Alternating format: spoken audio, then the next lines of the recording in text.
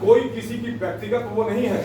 आप अपना ईगो, आपको हमसे एलर्जी है, आप अपने घर में अपने बच्चे का बर्थडे मनाइए, अपने शादी विवाह करिए, हमको व्यक्तिगत न्योता मत दीजिएगा, हम आपको नहीं देंगे। हम शारीरिक रूप से भी हम ऐसा नहीं कि जो है हम सभी लोगों को जो है, भले हम सब लोग साथ में काम करते हैं, हमारे व्यक्तिगत रिलेशन शादी विवाह में निमंत्रण या कुछ और भी जो है वो हमारा व्यक्तिगत है, लेकिन संगठन के रूप में सभी लोगों को एक साथ एक टीम भावना से काम करना होगा। और इस बात को और भी गंभीरता से सुन लीजिए, 31 दिसंबर के बाद फिर बड़ा परिवर्तन हो सकता है और उस परिवर्तन में वह लोग मुख्य धारा से कट जाएंगे जो अनुशासनहीनता को बढ़ावा देने की कोशिश करेंगे।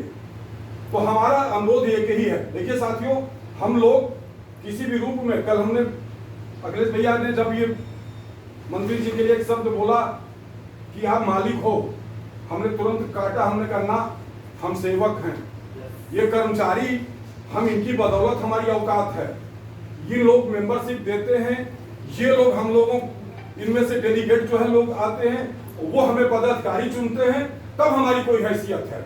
और हम यही बात कहना चाहते हैं कि ये पूरा जो कार्यकारिणी है यहाँ के कर्मचारियों की सेवक है, न कि मालिक है। हम सब अपने कर्मचारियों के हित में, अपने उद्योग के प्रगति और विकास में जो भी हर संभव हो सकेगा, क्योंकि हमारा कारखाना अगर सुरक्षित है तो हम सुरक्षित है, हमारा कर्मचारी सुरक्षित है, हमारा आपका भविष्य सुरक्षित है। आज आप देख रहे हैं कि निजीकरण की तलवार बहुत तेजी से लटकती जा रही है। हमारे कारखाने में भी एक बहुत बड़ी तादाद में निजीकरण हो चुका है। इसको हमें आगे कैसे रोकना है, इस पर हम लोगों को रणनीति बनानी होगी और एक सामूहिक नेतृत्व की भावना से हम सबको काम करना होगा। तो साथियों, आज भी कुछ साथी लेकर आए हैं, हम अनुरोध करेंगे कि जो टाइमिंग फिक्स हो, 9:30 बजे की बात थी, कुछ साथी लेट आए, हो सकता व्यक्तिगत उनके बच्चों को स्कूल छोड़ना हो या कुछ और भी दिक्कतें समस्याएं हो रही हो, लेकिन प्रयास इस बात का करिए।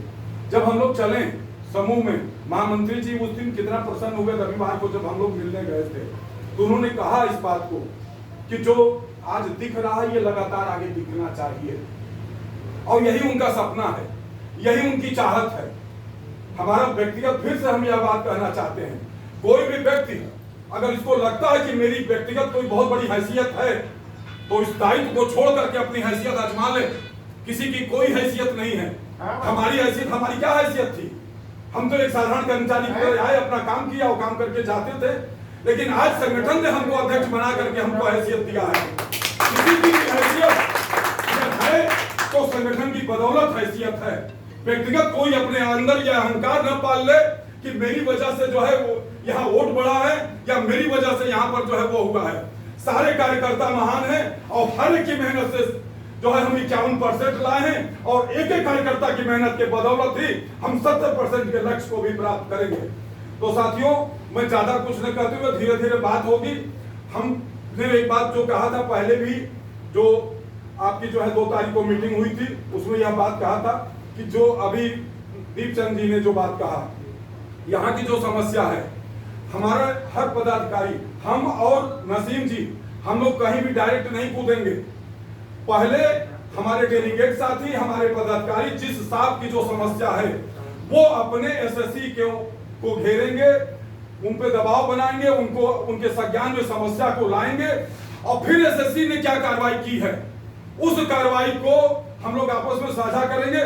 तो उसके बाद डब्ल्यूएम को भी जो है घेरने का काम किया जाएगा, और फिर जब उस स्तर से भी बात नहीं बनेगी तब हमारी इनकी जो है भूमिका उस वहां पर जो है शुरुआत होगी।